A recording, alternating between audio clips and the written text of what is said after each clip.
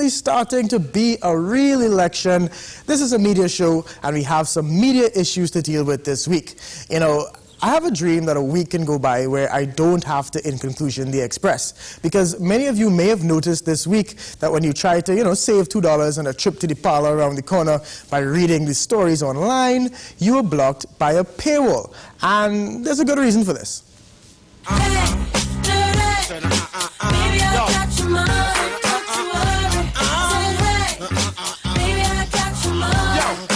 No. All right. No, that's not the reason for it. Because I don't know how that happened. But there is a really logical explanation for the paywall.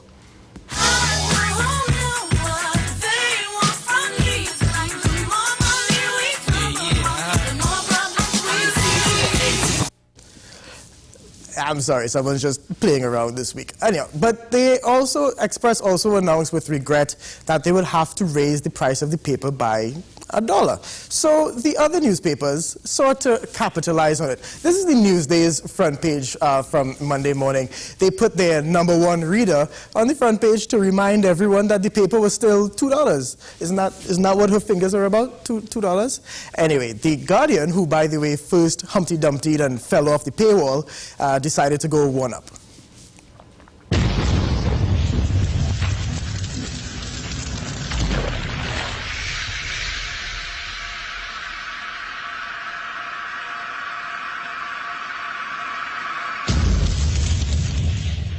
Oh, the drama. Anyway, the Express wrote a letter to its readers that didn't really give much of an explanation as to why, but they called it an investment in the product. It's just the age-old battle between media houses and their readers. See, since the dawn of journalism, publishers have battled between the public's right to know and without weighing exactly how much it costs to produce. The problem is media companies far greater than ours have wrestled with how to gain the most out of its paywall. The New York Times, the Wall Street Journal, they offer maybe a few free articles a month, but recently the Times tweaked what could be seen, and they're letting you see more archive stories, more opinion stories, or breaking news. See, this whole paywall thing is a lot of guesswork and a lot of prayer and a lot of contention in the industry. But I also noticed that despite the paywall, the conversations on Facebook are still healthy and vibrant. Well, vibrant. I don't know how healthy any of it is, how healthy any Facebook comments really are. But it makes me think that readers never really got beyond the first 3 paragraphs of a story anyway before forming an opinion. Anyway, let's get to some other big breaking news in the cable industry. You better get your Netflix subscription up, because today, the Telecommunications Authority is finally making good on its promise and cracking down on the channels that we were broadcasting without intellectual property licenses. Cable subscribers are upset that cable companies have to pull 16 channels off the air. The Telecommunications Authority is confirming that the cable companies have until mid to the end of September to remove the channels. The channels include ABC, CBC Television, CBS, City TV, CW, Fox, NBC, TLC, USA, and VH1. Local cable providers like Flow, Blink Entertainment, and Green Dot Limited have been broadcasting these channels for years without the intellectual property rights. And in a country where we feel less and less safe to go out at night, television becomes a real source of comfort. So naturally, people lost their minds. I mean, forget Section 34. This might be the straw that breaks the camel's back. Diana, another Flow customer, says, "You have shown yourself to be a completely dishonest organization, and I, for one, will definitely be looking at another option." Chantal wrote, "I bit my lip and tolerated all the increases, and now you tell me that you were stealing the product you were selling." So we spoke to Selby Wilson, the chairman of the Telecommunications Authority, and we also spoke to the CEO of TAT, and spoiler alert, it doesn't look good. That's because the content we weren't paying for, it's not even for sale. That's because there's almost no way to actually buy intellectual property rights. And we find out that this is also a Caribbean-wide problem. There are really 2 tranches within the 16. They're the so-called free-tier channels. That's free-tier in the USA primarily, or in Canada. And those are the channels for which rights are not available to the Caribbean region as a whole. It's not just Trinidad, it's the entire Caribbean. And that's where the difficulty Chairman alluded to in terms of seeking to get rights for those programs for use in this region. So it's simply that those rights are not being made available. The second point is that there's some of the channels there are channels for which rights may become available. They're not available now, but they could become available in the future. But many years ago, there were individuals who were putting up their own dishes and pulling down programs. All that was part of illegal activity because they had no rights to pull it down. And some of them even sold programs to their neighbors. Then when we opened up the market in 1989 or so, many of the operators, including some who are still around today, acquired programming for which they did not have license. So the market was highly irregular in the sense that the content being shown was not properly acquired by the operators.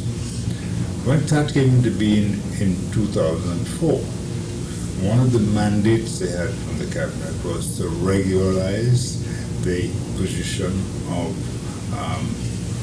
IPL rights and obligations and to ensure that the content was properly licensed. That initial approach to it was to work with the providers to get them to acquire the rights and agreements to show the content. That worked fairly well for a while, and many of them began regularizing the situation.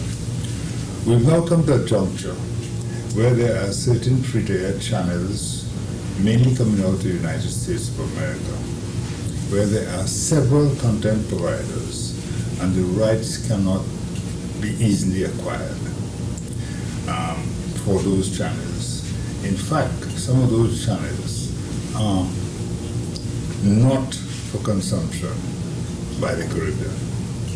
They are for the American market and other areas for which they have the rights to show. And those stations have been approached by TAP to see if we can in fact work out how we can acquire those rights. And they're very difficult to acquire because there are several content providers to those free-to-air stations. So it doesn't reside in it doesn't reside with the station. They have to go to every content provider to get those rights. And that is proving to be difficult. It's a regional issue. CARICOM has also been in touch with the authority in relation to what are the steps being taken by the authority, for example, in seeking to make the country, let's say, IP compliant, intellectual property compliant, in relation to the various treaties and agreements that we have in place. And they have identified that non-compliance could be a significant inhibiting factor in trade negotiations between the Caribbean as a whole and say, the developed countries, whether it's Western, North America or Europe, as the case may be. So those are additional drivers to get the market properly compliant. And there's been cable companies since the 80s, and whether or not, the different levels of legality throughout time.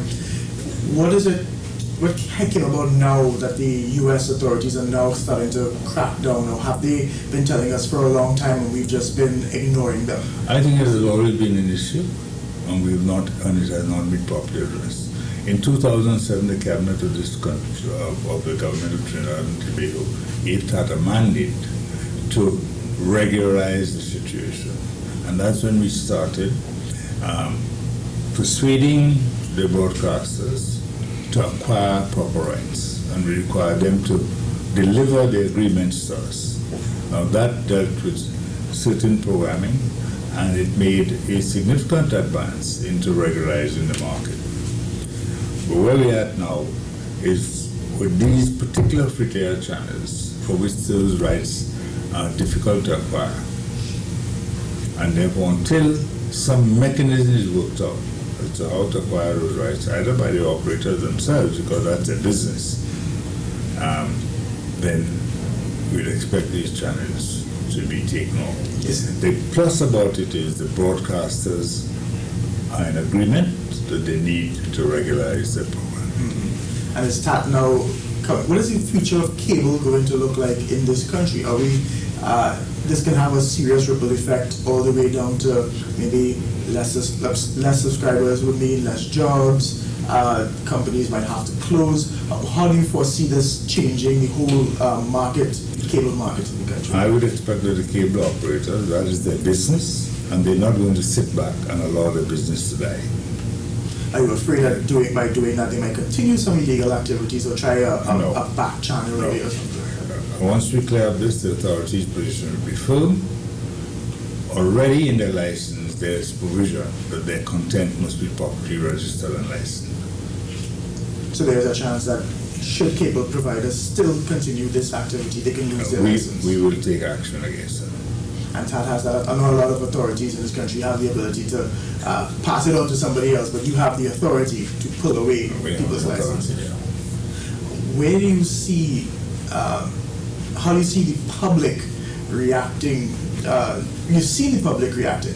How do you think this will affect confidence in maybe the companies or themselves or the media market? The companies will have to deal with their customers and will have to satisfy their requirements.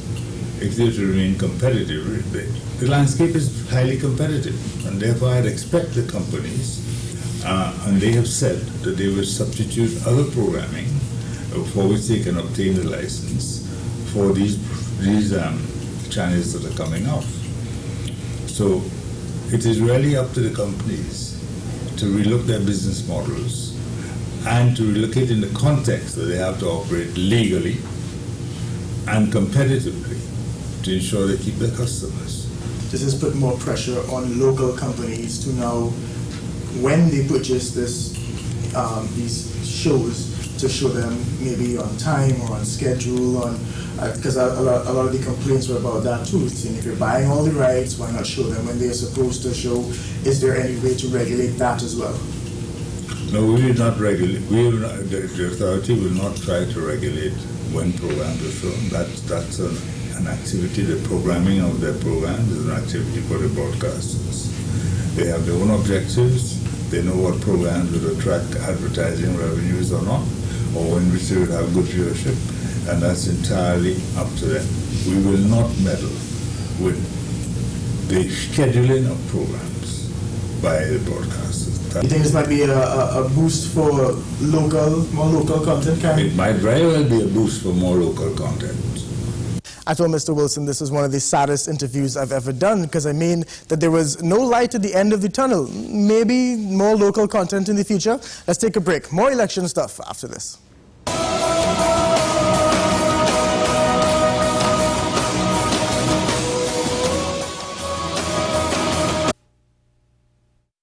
What is Apex?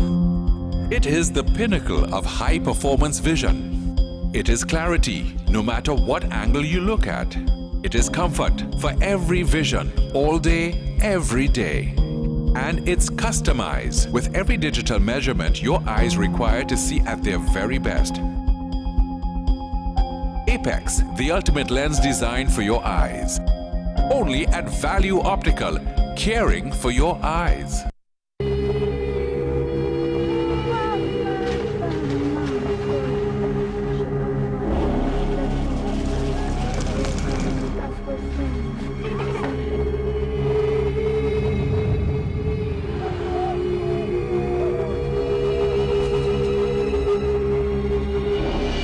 Colin Farrell and Christopher Plummer in The New World tonight at 10:40 p.m. on TV6.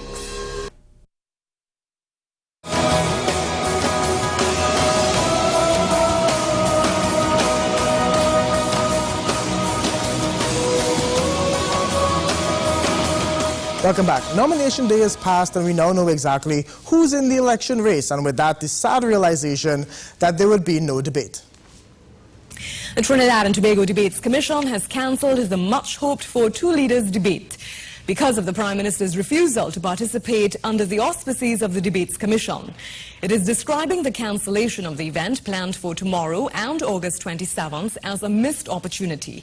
Despite allegations from the PP, the Debates Commission maintains that it went about the entire process in a fair and balanced manner at all times, and its intention was and remains to help voters make a more informed choice. And so on Thursday, on the proposed date of the debate, when Prime Minister said she was too busy to do anything else, she thought that no one would notice that she held one of Dr. Rowley's Konversations. At one point, she was asked, because that was the same day that Dr. Rowley and the PNM launched their manifesto, so she was asked what was one of the major differences between the two manifestos. If you pick up their manifesto, there are no real photographs of any real people, you know. I wonder if you noticed that part of it. It's amazing. There is not a photograph of any real persons. They're all photographs taken off the internet and so on. That's just, by the way, to emphasize my point about people-centered development. Because we all know we all just pick up the manifestos to watch the pictures, right? Anyway, speaking of pictures, take a look at the woman in this picture, the woman in white. If you're wondering why I have it up, because she was with the Prime Minister when she opened the health center in Carenage on Thursday afternoon. And here she is again at the town hall meeting. Thank you for helping the homeless people with a home, even helping me with a home when I desperately needed it. I just want to thank you for everything. I just want to thank you for sending Basan so we can win St. Joseph's seats. We surely are working hard on it, and I just want to thank you for everything. Thank you. I guess that phone has all the tough questions that we all wish that they would ask. Hey, you know what? If you're a fan of the Prime Minister. As I said earlier, as of Thursday, we have a PNM manifesto, and the Prime Minister, you know, like I said, she pointed out the two. But since we're here, let's go to this week's Wall of Promises, Manifesto Edition.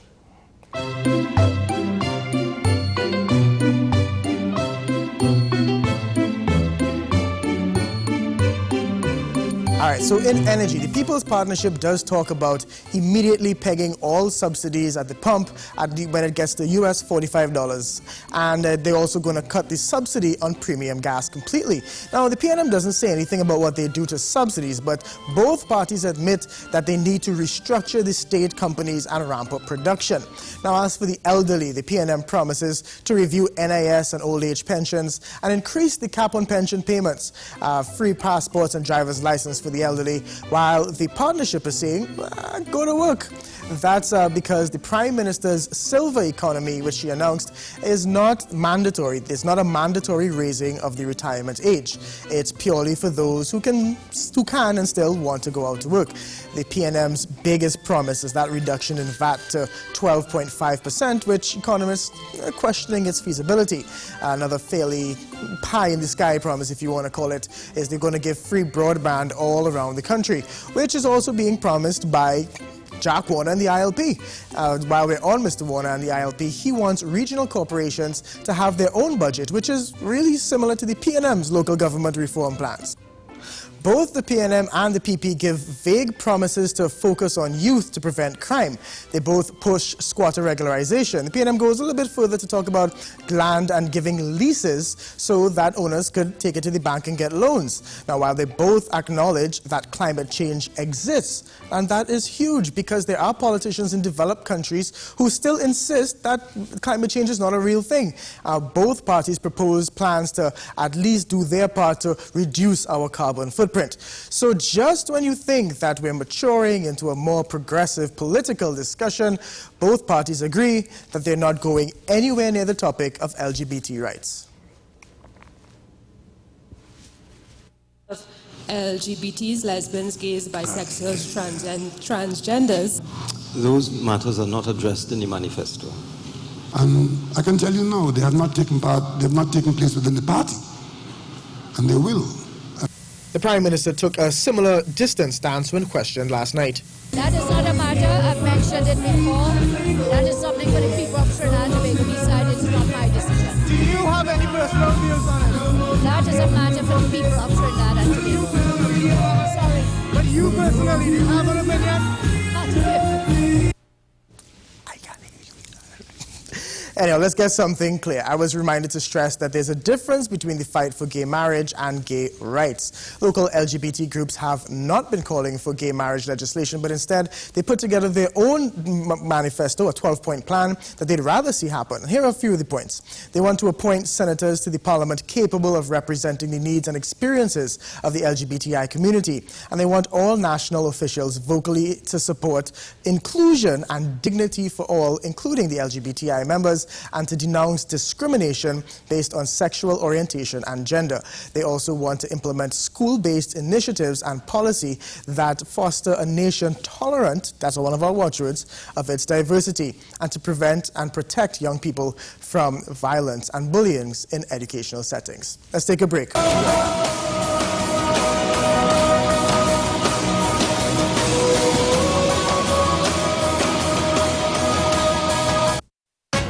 Looking for a property? Get the new real estate pullout from the Express Classifieds, powered by the #1 real estate website in TNT, TrinidadRealtor.com. Our new insert gives you the most comprehensive and up-to-date listing of residential and commercial property and land across Trinidad and Tobago. So whether you're looking to buy, rent or build your dream home or business, we've got you covered. Check out the brand new real estate pullout from TrinidadRealtor.com. To more in the Express Classifieds. Express Classifieds, where decisions are made. For 5 winters now, you have hidden from the world. Once you are great warrior, I will make you warrior again. Johnny English goes up against international assassins, hunting down the Chinese premier. The eternally hilarious Rowan Atkinson stars in Johnny English Reborn. It's the Sunday movie on August 21st at 8:30 p.m. on TV6.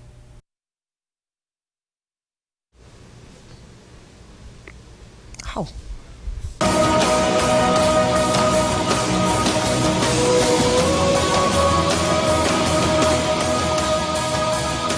Welcome back. Jabari Fraser has been crunching some of the numbers being shelled out by political parties to air in a series that he calls Cheques and Balances.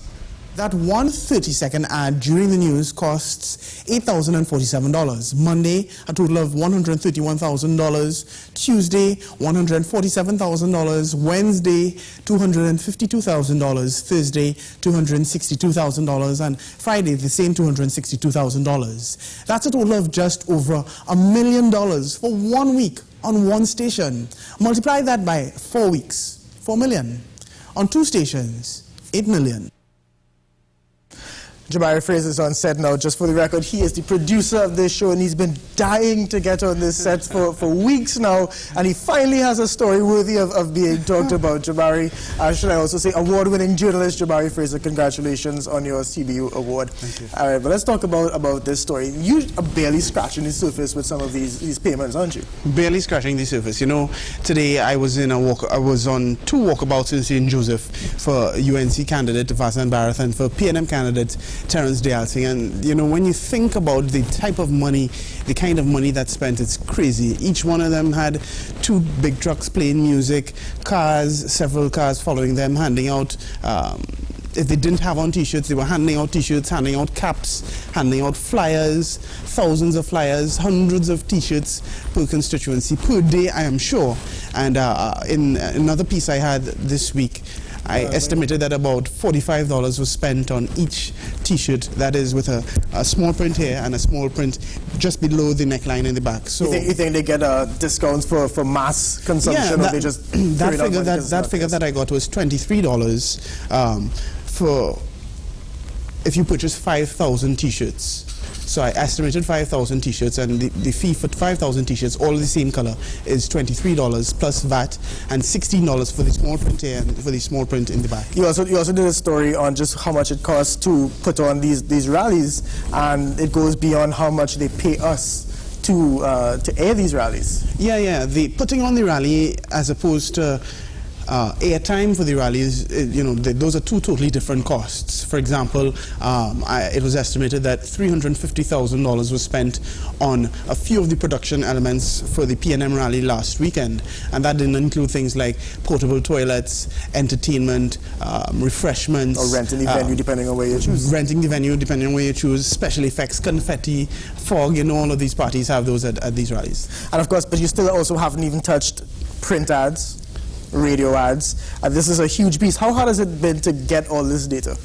It's been, some of it has been difficult, some of it has been easy. I know that after the first piece, some stations didn't want to give me their rate cards because they saw what I was doing, right? And I guess they didn't want me to bust their files, so to speak, and to let the public know how much money they make. But that wasn't the point of this. The point of this is to show how much money the parties spend. And we don't know, no accountability. There's no accountability, and we have no clue where this money is coming from. We have no clue what these financiers want in return. When these parties get into office, does this mean $1 million contracts, awards of goods and services for friends and family? We just don't know. But it also puts us in the spotlight as well. This is the whole John Oliver scenario all over again. We are now accepting their money. Are we accepting dirty money? Do we know that? Yes and no. It's really and truly, if you're a business owner, then making money, regardless of the source, is what's important. And once you know it's not really dirty money, I guess. Do we know? But do we know? We don't know, and that's the danger. That's the danger there. But the the point of this is for the parties to say where this money is coming from, and that will influence everything. That will clarify everything for the voting public. That will clarify everything for those who don't vote, and for those who are concerned about how our money, and by our I mean state money, is being spent, and to whom this money is being given. There was also a story this week about the media houses being owed millions of dollars. That this was also your story. What is that about? Well, that's essentially the fact that the state or the government of the Republic of Trinidad and Tobago owes $16 million, approximately $16 million, to various media houses in Trinidad and Tobago, and that is for state agencies and ministries advertising, especially during this pre-election period. And now we're seeing, apart from the outright political party ads, we have UTT advertising left, right, and center, right. WASA advertising left, right, and center, and these are companies that don't necessarily advertise this much outside of election time. So this is just abuse of the system again. True. A lot more to come. Jabari Fraser, thanks very much. Let's take a break. We'll be right back.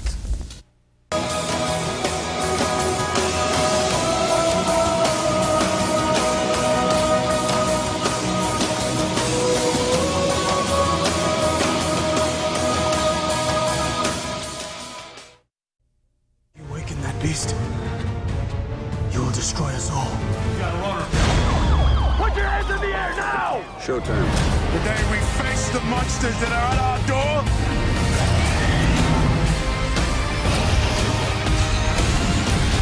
Today we are canceling the apocalypse.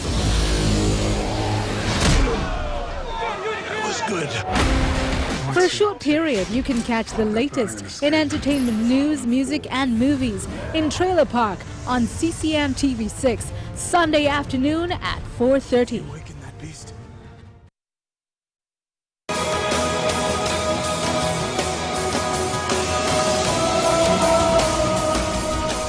All right, that's our show. Like a true politician, Jabari is calling for more time, but unfortunately we are fresh out of it. But following up on that chat, just wanted to let you know, this could be our last show for a while because the political parties have bought up the 7:30 slot for next week and maybe even the week after ahead of elections. But we're going to try to get an online version of In Conclusion for free. No paywall on that one. Until then, a brand new week of news begins right now.